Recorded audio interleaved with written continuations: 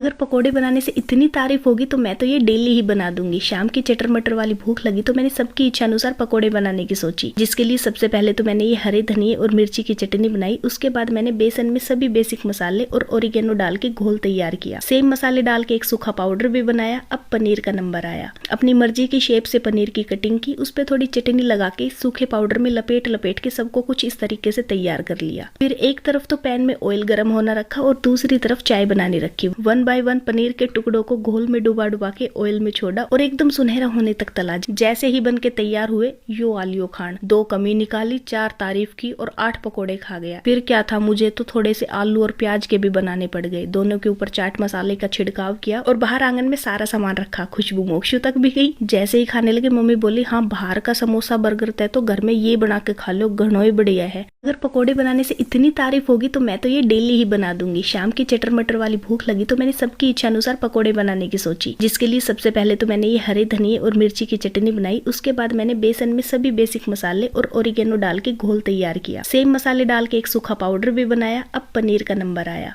अपनी मर्जी की शेप से पनीर की कटिंग की, उस पर थोड़ी चटनी लगा के सूखे पाउडर में लपेट लपेट के सबको कुछ इस तरीके से तैयार कर लिया। फिर एक तरफ तो पैन में ऑयल गर्म होना रखा और दूसरी तरफ चाय बनाने रखी। 1 बाय 1 पनीर के टुकड़ों को घोल में डुबा डुबा के ऑयल में छोड़ा और एकदम सुनहरा होने तक तला। जैसे ही बन के तैयार हुए, यो आलियो खान 2 कमी निकाली, 4 तारीफ की और 8 पकोड़े खा गया। फिर क्या था, मुझे तो थोड़े से आलू और प्याज के भी बनाने पड़ गए। दोनों के ऊपर चाट मसाले का छिड़काव किया और बाहर आंगन में सारा सामान रखा। खुशबू मोक्षु तक भी गई। जैसे ही खाने लगे मम्मी बोली, हाँ बाहर का समोसा बर्गर तय तो घर में ये बना के खा लो, घणो ही बढ़िया है।